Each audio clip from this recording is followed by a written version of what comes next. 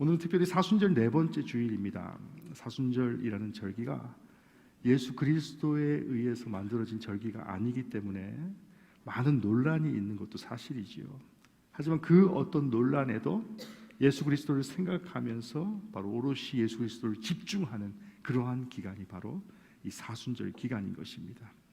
더없이 성도의 영성에 도움이 된다라고 하는 면에서 저는 어찌 보면 사순절 기간이 굉장히 중요한 기간이다라고 생각합니다. 왜입니까? 성도가 기댈 곳, 성도가 오직 소망하는 한 가지는 바로 예수 그리스도의 십자가밖에 없기 때문인 것입니다. 그렇지 않다면 인생사에서 두려운 일들이 너무나도 많다라는 것입니다. 이러한 두려운 감정은요, 때로는 상황에 의해서, 때로는 어떠한 현상에 의해서, 그리고 받아들이는 사람에 의해서 확연히 달라지는 그런 인간의 감정들이 바로 두려움이다라고 말씀하고 있는 것입니다. 아이들이 가장 가고 싶어하는 곳이 바로 놀이동산이지요. 우리 성도님들 놀이동산 좋아하십니까? 평일 한적한 시간에 놀이동산에 가면 참 좋으련만요. 아이들이 원하는 시간, 원하는 장소가 한정적이기 때문에 보통 어떻습니까? 가족 나들이를 가는 그 시간이 바로 모든 가족들이 함께 모이는 시간이기 때문에 굉장히 사람이 많이 모이는 그러한 곳이 바로 놀이동산입니다.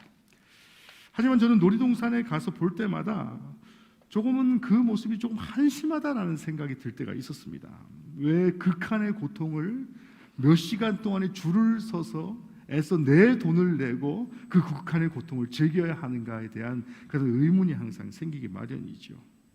또 아니 어떻습니까? 저희 아이들이 놀이동산을 계속 가고 싶다라고 하면 아니 공부를 할 때 좀 이런 극한의 상황을 좀 느껴봤으면 좋겠는데 공부를 할 때는 조금만 힘들어도 너무 힘들어요 하는데 바로 내 돈을 내고 바로 그런 극한의 고통을 누리기를 원하는 그러한 모습을 볼 때마다 굉장히 조금 한심하다라는 그런 생각을 하게 되었습니다.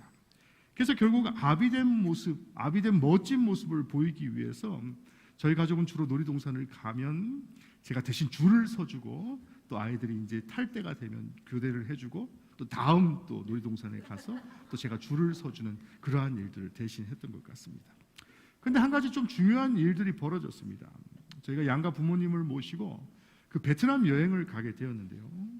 큰 놀이공원이 어찌 보면 한국 물가에는 뭐 턱없이 저렴하게 판매되는 것을 보고 저희 가족들이 모두가 바로 그 놀이동산에 가게 되었습니다. 너무나도 안타깝게도 그동안 많은 문화재나 많은 그런 좋은 경험들을 많이 했음에도 불구하고 아이들이 그 놀이동산에 간 것만을 기억하는 만큼 굉장히 신나하고 들떠하는 그런 상황 가운데 있었죠. 그런데 더 당황스러운 일들이 발생한 것은요, 그 수만 명의 놀이동산, 수만 평의 놀이동산에 손님이 숫자를 셀 만큼의 그런 작은 인원만 모여 있었다라는 겁니다. 그러니까 아이들에게는 굉장히 어떻습니까? 절호의 찬스지요. 한국에서는 수시간 줄을 서서 하나를 탈까 말까 그런 놀이기구를 내가 원하는 시간에 원하는 횟수만큼 계속 탈 수 있는 그런 절호의 기회를 맞이한 것입니다. 근데 부모된 입장에서 굉장히 걱정이 되었습니다. 왜입니까? 그동안 아비된 모습으로 줄을 대신 서주는 그러한 모습을 계속해서 보였는데 사실은 어떻습니까? 놀이동산을 굉장히 두려워하는, 무서운 놀이기구를 굉장히 겁내하는 그러한 아빠의 모습을 이제는 더 이상 숨길 수가 없는 그러한 상황 가운데 왔기 때문입니다. 저희 아이가 결론부터 말씀드리면 한 가지 놀이기구를 연속해서 6번을 타게 되는 그러한 일들이 벌어졌습니다. 저의 속은 어떻겠습니까? 속이 메스껍기 시작했고요.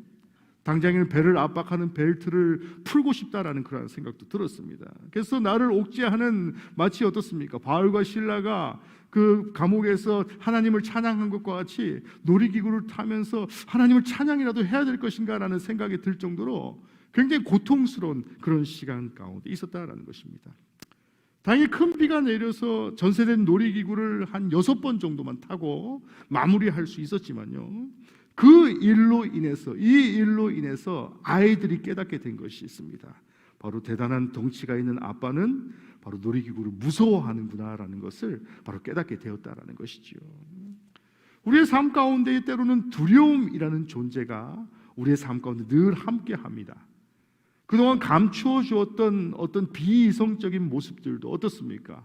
두려움이라는 것이 봉착하게 되면 바로 나도 모르는 그런 비이성적인 모습이 다 드러날 정도로 바로 두려움이라는 것은 바로 인간이 마주하고 싶지 않은 그러한 덕목 중에 하나인 것입니다. 차라리 앞서 말씀드린 눈에 보이는 소위 어떤 호불호가 나뉘는 그런 두려움이 아니라 때로는 어떻습니까? 가치가 없고 현실성이 없고 실현 가능성이 없는 두려운 사람들의 말과 행동들이 나를 사로잡을 때에 바로 성도의 삶 가운데 그 두려움 앞에 선 성도의 삶을 어떻게 대처해야 할 것인가에 대해서 바로 본문의 말씀이 우리에게 교훈하고 있는 것입니다. 오늘 본문에서도 사람들은 그 두려움 때문에 눈앞의 기적은 뒤로 한 채로 예수님을 받아들이지 못하는 그러한 상황 가운데 있습니다.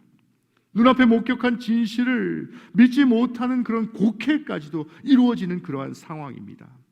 심지어 본질 이외의 다른 것에 집중함을 통하여서 이제는 예수를 죽이려 하는 그러한 지경까지 이르게 되는 그러한 상황을 오늘 본문을 보게 됩니다. 그런데 이런 근본 원인이 바로 나의 두려움 때문이다라는 것입니다. 또 더 나아가서 나의 두려움을 감추기 위한 여러 가지 잘못된 방편으로 인하여서 결국에는 예수를 죽이게 되고 예수를 핍박하게 되는 그러한 상황에 이르게 된 것이지요. 앞서 저의 모습과 같이요, 그런 못난 아비의 두려움을 보여주기 싫어서 잘난 아비의 모습을 대신하기 위해서 줄을 서줬던 그런 모습과 같이 저와 여러분이 오늘 본문의 말씀을 통해서 바로 다시 한번 우리 삶을 돌아보며 내가 과연 두려움 가운데 있을 때에 성도로서 어떻게 그것들을 대처해야 할 것인지, 또 성도로서 하나님의 뜻이 과연 무엇인지를 기억하고 돌아볼 수 있는 그러한 시간이 되시기를 주님의 이름으로 간절히 축원합니다.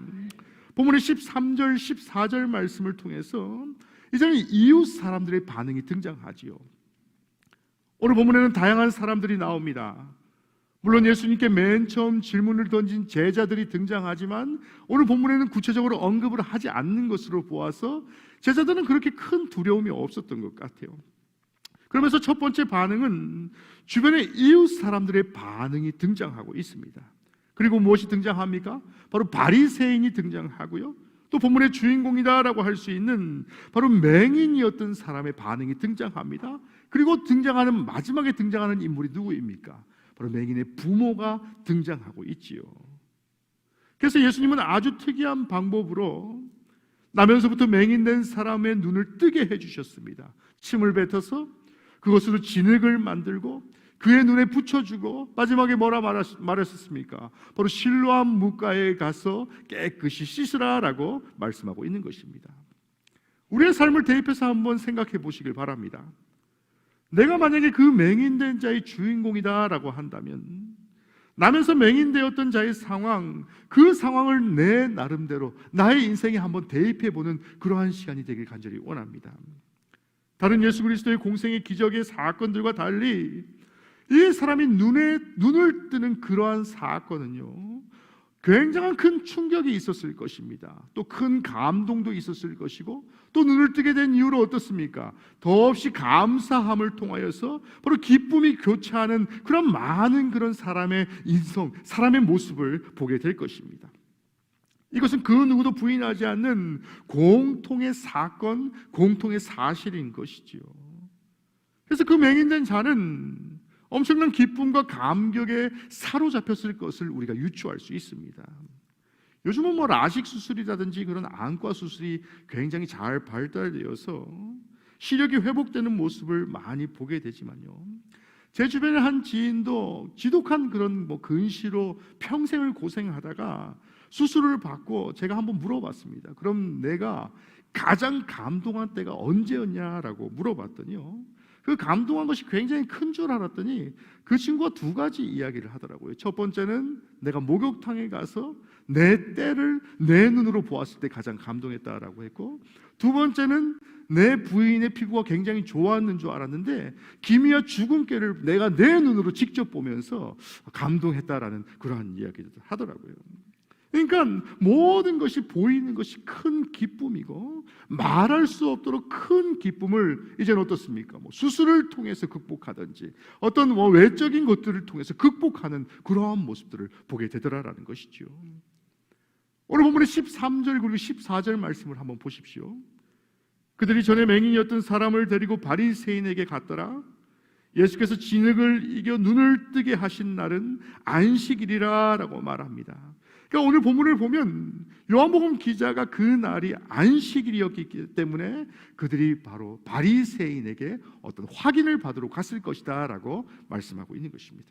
그러니까 이것은 종교적으로 옳은 일인가를 살펴보기 위해서 이것에 대한 판단을 바리새인들에게 바로 판단받기를 원했다라고 말씀하고 있는 것이죠. 동네 주민들의 관점에서 보았을 때에 이 사람이 장애인이 된 것이 어떤 부모의 죄 때문인지 혹은 자신의 죄 때문이다라고 생각할 수도 있기 때문입니다. 이웃 사람들은 그가 안식일에 고침을 받은 것이 과연 어떻습니까? 본질적인 그런 안식일에 고침을 받았다라는, 그러니까 고침을 받은 것보다도 바로 안식일에 고침을 받았다라는 것에 집중함을 통하여서 바로 바리새인들에게 다시 한번 물어보자라고 말하고 있는 것이지요. 아니면 그가 바리새인들이 찾고 있는 예수와 교제했다라는 사실을 고발하기 위해서 바리새인들에게 데려갔을 수도 있다라는 것입니다. 본문의 22절 말씀을 보십시오. 유대인들이 예수 그리스도다라고 시인하는 자들은 다 출교시킨다라는 그러한 결의가 이미 있었기 때문에 바로 마을의 주민들도 이미 그 사실을 알고 있었기 때문에 바로 눈을 떴다라는 그런 병 고침의 기적보다도 이제 앞으로 오는 눈에 보이지 않는 그런 두려움 가운데에 그들이 봉착하고 있는 것입니다. 구걸하던 이웃의 맹인이 눈을 뜨게 되었다라는 것은 엄청난 일이고 너무나도 놀라운 일이고 너무나도 신기한 일입니다. 이런 것을 이전에 한 번도 본 적이 없고 경험해 본 적이 없었습니다. 너무나도 좋은 일입니다. 특히 그 부모와 친했던 사람들은 그 부모의 근심이 해결되었기 때문에 얼마나 기쁘겠습니까? 또 그 이웃의 심정으로 같이 기뻐할 수 있는 그러한 상황 가운데 놓여 있지 않았겠습니까? 같이 기뻐해주고 싶지만 그의 눈을 뜨게 해준 사람이 예수다라고 했을 때에 바로 위험을 함께 감수하고 그들과 함께 기뻐하거나 그들과 사귀거나 그들을 옹호해줄 그런 진실을 대하는 용기가 없었다라는 것입니다. 요한복음에서는 예수님의 기적이 예수님을 가리키는 기적이기 때문에 그것을 표적이라고 많이 표현합니다. 이 엄청난 기적, 정말로 들어본 적도 없고 내가 이미 경험해 본 적도 없는 그런 엄청난 일을 시키신 분이 예수에게 주목하고 이제 어떻습니까? 이분이 정말 메시아구나라는 그러한 사실을 당연히 확인해야 함에도 불구하고 이분이 과연 그분인가라는 의심 혹은 내가 이분을 따랐을 때 오는 어떤 불이익이 있진 않을까라는 그러한 두려움 때문에 함께 기뻐하지 못하는 그러한 상황 가운데 있는 것이지요. 적극적인 반대는 아니지만 바로 무관심 가운데 있었다라는 사실입니다. 오늘을 사는 우리 성도의 삶도 마찬가지입니다. 내 주변의 이웃을 위해서 또 내 신앙생활 가운데 교우들을 위해서 얼마만큼 관심을 갖고 우리의 삶을 사십니까? 물론 신앙생활은 하나님과 나, 예수 그리스도와 나와의 관계만이 회복되면 물론 그 신앙생활이 잘했다 칭찬받는 그러한 신앙생활이 될 수도 있습니다. 하지만 오늘 본문의 말씀과 같이 지극히 무관심적인 그러한 신앙생활은 때로는 어떻습니까? 내 눈에 보이지 않는 두려움으로 변질되고 또 더 나아가서 그 두려움이 계속해서 쌓이게 됨을 통하여서 내가 처음 만났던 예수 그리스도의 그 본질을 기억하지 못하게 되는 그러한 지경에 이를 수도 있다라고 경고하고 있는 것입니다. 사랑하는 성도 여러분, 오늘 본문의 말씀과 같이 바로 내 주변의 이웃, 오늘 본문의 맹인의 이웃들과 같이 그런 무관심한 삶을 사는 것이 아니라 바로 내 주변의 교우들을 돌아보고 또 하나님 말씀에 늘 경청하며 그 말씀을 함께 나누며 살 수 있는 그러한 성도들이 되시기를 주님의 이름으로 간절히 축원합니다. 두 번째로는 바리새인의 반응이 등장합니다. 저들은 불신과 불순종에 가득했다라고 말씀합니다. 그런데 어찌 보면 바리새인들의 반응이 좋은 것은 아니었습니다. 하지만 어떻습니까? 굉장히 소신이 있는 그러한 반응을 가지고 있었지요. 예수님이 메시아인가 하는 것에 대해서 그들은 남의 일이 아니었습니다. 첫 번째 나오는 이웃은 남의 일로 치부하는 그러한 상황 가운데 있었지만, 바리새인들은 어떻습니까? 어떤 직접적인 영향을 입게 되는 그러한 존재들이기 때문에 과연 메시아의 존재에 대해서 집중하고 그것들에 대해서 불신하는 그러한 상황에 이르게 된 것입니다. 오늘 본문의 15절 16절 말씀을 보십시오.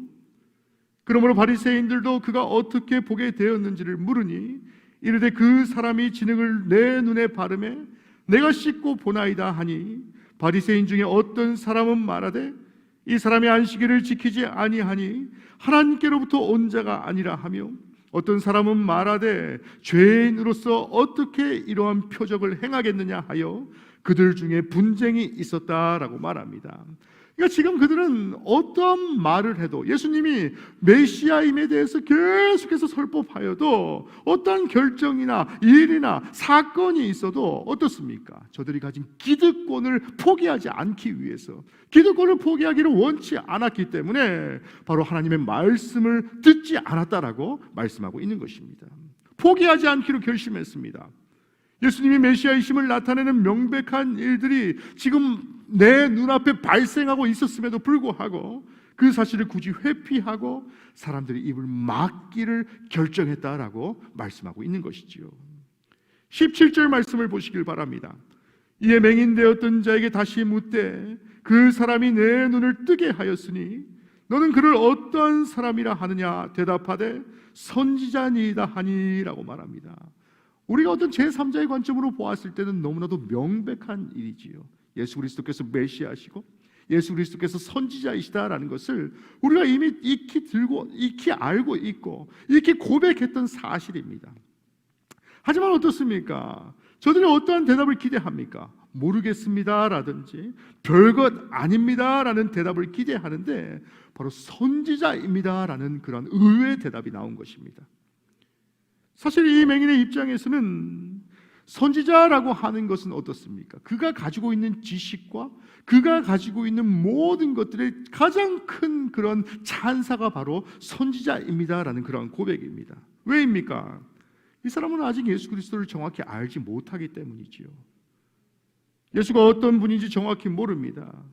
그렇기 때문에 아직까지 최고의 찬사를 그는 선지자로 드렸다라는 것입니다.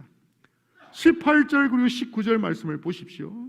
유대인들이 그가 맹인으로 있다가 보게 된 것을 믿지 아니하고 그 부모를 불러 묻되 이는 너희 말이 맹인으로 났다 하는 너희 아들이냐?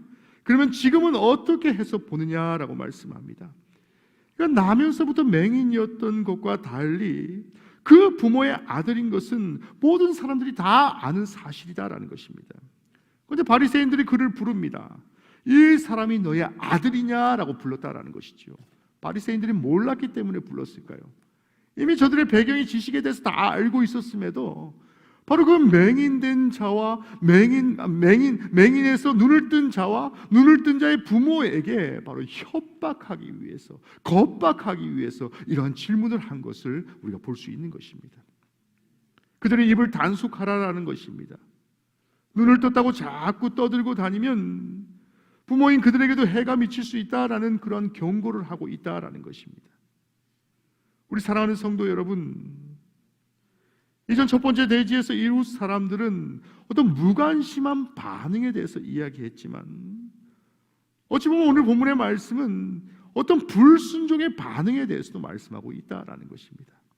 내가 똑같은 신앙생활을 하고 있음에도 불구하고 바로 내 삶의 잣대로 때로는 예수 그리스도의 말씀을 재단한다든지 또 예수 그리스도의 말씀을 나의 자의적으로 해석하는 그러한 모습을 통하여서 때로는 어떻습니까?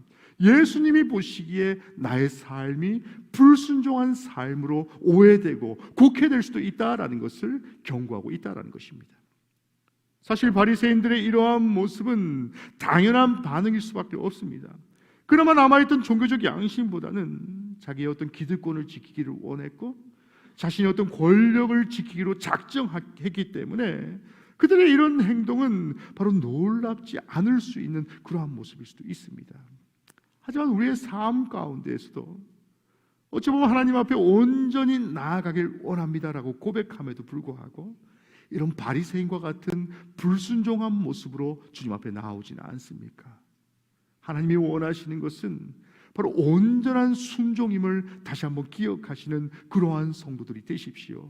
내 상황과 내 처지 우리 주님이 더 잘 알고 계시지요. 그럼에도 불구하고 그러한 상황 가운데 하나님이 원하시는 것은 때로는 조금 무모하다라고 생각한다 할지라도 온전한 성도의 고백과 온전한 성도의 순종을 원하시고 계신다라는 사실을 다시 한번 기억하시는 그러한 성도들이 되시기를 주님의 이름으로 간절히 축원합니다. 마지막으로 어떤 비겁한 부모의 반응이 등장합니다. 본문을 볼 때 그가 부모가 눈을 뜬 아들을 언제 보았는지가 분명치 않다라고 배경을 통해서 말합니다. 아침만 해도 어떻습니까? 이 아들이 눈이 떠지지 않는 상태로 맹인의 상태로 구걸을 하러 갔다라는 것은 바로 정확한 지식임에도 불구하고 아이가 돌아왔는데 바로 그 아들이 눈을 뜨고 돌아왔다라는 그 사실을 한번 생각해 보십시오. 엄청난 충격과 놀라움이 있었을 것입니다. 그리고 동시에 감동과 감격과 또 감사가 넘쳐났지 않겠습니까? 눈을 뜬 당사자는 분명히 청년이었는데 이 못지않는 그런 부모의 아픔도 분명히 있었을 것이다 라는 것입니다. 마음이 무거웠을 것입니다. 어두운 그늘이 늘 두려웠을 것입니다. 왜 그렇겠습니까? 바로 예수 그리스도를 만나기 이전에 바로 맹인된 자의 삶을 살았던 부모의 마음이었기 때문에 때로는 사회적으로 지탄을 받던 그러한 시대 가운데에 바로 아들로 인하여서 여러 가지 어려움 가운데 있을 수밖에 없었다라는 것입니다. 그런데요, 아이가 눈을 떴음에도 불구하고 그 눈을 뜬 아이를 본 부모의 모습이 조금 다른 모습이 등장합니다. 지금 눈을 뜬 아이의 모습을 보면 기쁘고 감사하고 좋은데 이제는 어떻습니까? 동시에 눈을 떴다라는 것이 어떤 부담감으로 어떤 두려움으로 다가오는 그러한 일들이 벌어집니다. 평생 아들 때문에 고생하고 마음이 아팠기 때문에 바로 예수라는 사람에게 고침을 받고 와서 기쁘지만 이제는 어떻습니까? 동시에 큰 부담감이 엄습합니다. 큰 두려움 가운데 다가오는 그러한 상황이 바로 오늘 본문의 말씀인 것입니다. 아니나 다를까 바리새인들이 이들을 불러냅니다. 그 얼마 있다가 자기들도 오라라고 말합니다. 바리새인들은 자기들을 불러서 아들이 어떻게 보게 되었느냐라고 묻습니다. 왜 그런 질문을 했겠습니까? 그 의도를 앞서 제가 말씀드렸던 것과 같이 부모는 뻔히 잘 알고 있었기 때문에 그래서 대답하지요. 뭐라고 대답합니까? 20절 그리고 21절 말씀입니다. 그 부모가 대답하여 이르되 이 사람이 우리 아들인 것과 맹인으로 난 것을 아나이다. 그러나 지금 어떻게 해서 보는지 또는 누가 그 눈을 뜨게 하였는지 우리는 알지 못하나이다. 그에게 물어보소서. 그가 장성하였으니 자기 일을 말하리이다 라고 말씀합니다. 그러니까 이것은 어찌 보면 사실 틀린 말이 아니지요. 부모가 예수님이 고쳐주는 현장에 없었습니다 라고 말할 수 있는 그런 보편적인 그런 핑계일 수도 있습니다. 하지만요, 그에게 물어보소서. 그가 장성하였으니 자기 일을 말하리다 라고 말하는 그 모습이 무엇입니까? 우리는 모르겠으니까 아들에게 직접 물어보십시오 하는 것인데요, 자기들은 책임을 회피하고 바로 아들이 모든 책임을 질 것입니다 라고 바로 모든 별을 면하려 하는 그러한 상황 가운데 있는 것입니다. 그러니까 아들이 성인이기 때문에 모든 대답을 스스로 하라라고 말하고 있는 것이지요. 22절 23절 말씀입니다. 그 부모가 이렇게 말한 것은 이미 유대인들이 누구든지 예수 그리스도로 시인하는 자는 출교하기로 결의하였으므로 그들을 무서워함이다 라고 말합니다. 그래서 22절 맨 뒤에 보면 뭐라고 말합니까? 그들이 무서워하입니다. 그들이 두려워하였기 때문에 설사 내 눈앞에 보이는 영광, 내 눈앞에 보이는 내 아이가 눈을 뜨는 그런 기적 가운데에서도 그 기적의 기쁨보다도 두려움이 우선순위 되는 그러한 상황 가운데 있었다라는 것입니다. 이웃 사람들이 무관심의 반응을 보였습니다. 바리새인들이 불순종의 반응을 보였다면 이 부모는 어찌 보면 조금 비겁한 그런 반응을 보인 것입니다. 부모도 속으로는 울었을 것입니다. 이렇게 말하면서도 아들 볼 면목이 있었겠습니까? 그 자리에 분명히 아들도 같이 있었을 텐데 아들 앞에서 기뻐하지 못하고 바리새인들에게 자기 목숨을 연연하는 그러한 모습을 보였을 때에 바로 부모된 입장으로 얼마나 마음이 아팠겠습니까? 우리의 삶 가운데도 마찬가지다라는 것입니다. 어떤 세상의 굴레에 살고 있다라는 핑계로 하나님 앞에 내가 하나님을 온전히 신뢰하고 하나님은 내 삶의 주인이십니다라고 고백하고 있음에도 불구하고 하나님이 모든 것을 해결해 주실 것이다라는 온전한 믿음을 가지고 있습니다라는 그런 고백을 하고 있음에도 불구하고 순간순간의 삶 가운데 얼마만큼 두려움에 봉착하고 있냐라는 것입니다. 마치 제가 말씀드렸던 놀이기구 앞에서 두려움에 떨는 저의 모습과 같이 바로 세상의 삶 가운데에 하나님이 모든 것을 다 책임져 주시고 하나님이 모든 것을 함께 할 것이다라는 그런 온전한 믿음 가운데 내가 서 있습니다라고 고백하고 있음에도 불구하고 순간순간의 삶 가운데에 나의 두려움을 가리기 위해서 어떤 세상의 방법으로 나의 두려움이 가리워지기를 원하는 그러한 삶을 살고 있지 않습니까? 세 가지의 두려움 가운데 우리는 살고 있습니다. 이웃 사람들의 불이익을 당할지 모른다라는 두려움 때문에 무관심을 보였던 모습과 바리새인들이 자기의 기득권이 침해당할지 모른다라는 생각 때문에 바로 진리이신 예수님 앞에 불신과 불신앙의 모습을 보였던 모습과 또 맹인되었다 눈을 뜬 자의 부모의 마음과 같이 내가 벌을 받을지 모른다라는 두려움 때문에 비겁한 반응을 보이고 살지는 않습니까? 이 사람들 모두 두려움 때문에 제대로 된 믿음의 반응을 보이지 못하였다라는 사실을 반드시 기억하시는 그러한 성도들이 되시기를 주님의 이름으로 간절히 축원합니다. 그래서 오늘 본문의 말씀을 통해서 17절 말씀과 같이 그 사람이 내 눈을 뜨게 하였으니 너는 그를 어떠한 사람이라 하느냐라고 질문할 때에 우리 사랑하는 영등포영문의 모든 성도들이 두려움 가운데에 어떠한 모습으로 주님 앞에 나아가길 원하십니까? 어떠한 모습으로 세상의 삶 가운데에 세상의 사람들 가운데 서길 원하십니까? 앞서 제가 말씀드렸던 비겁했던 세 종류의 사람들과 같은 그러한 인생을 사는 것이 아니라 때로 세상의 두려움 가운데 있다 할지라도 또 어떤 결정을 내릴 때에 어떤 세상의 두려움 가운데 있다라고 한다 할지라도 오직 믿음으로 결정하며 그 결정 가운데 주님 앞에 늘 나아가시는 그러한 성도들이 되시기를 주님의 이름으로 간절히 축원합니다. 두려움 때문에 잘못된 결정을 하며 나아가는 것이 아니라 바로 믿음으로 올바른 결정을 함으로써 하나님을 늘 기쁘시게 하는 그러한 성도의 삶을 사십시오. 그 인생 가운데 하나님 분명히 함께 하실 것이고 세상의 두려움 가운데 있다라고 한다 할지라도 내가 하나님과 함께 합니다, 성령과 늘 동행합니다라는 그런 온전한 믿음을 발휘하게 될 때에 바로 그 인생 가운데 하나님 분명히 함께 하심을 기억하고 소망하는 우리 사랑하는 영등포영문의 모든 성도들이 되시기를 주님의 이름으로 간절히 축원합니다.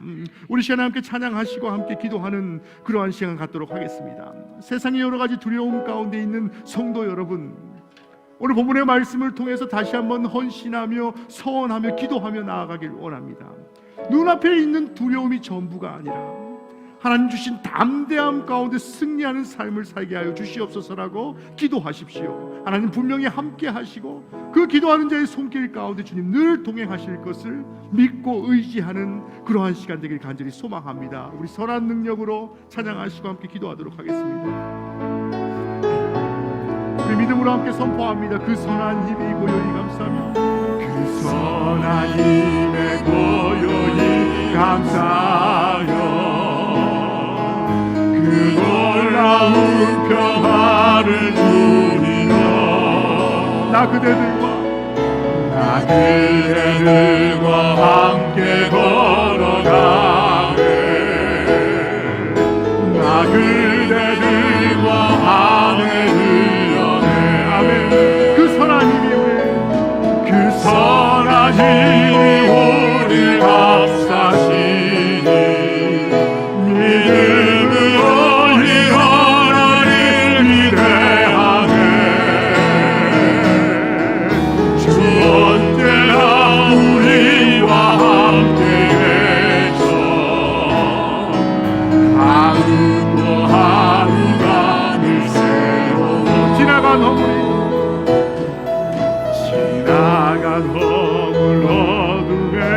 말들이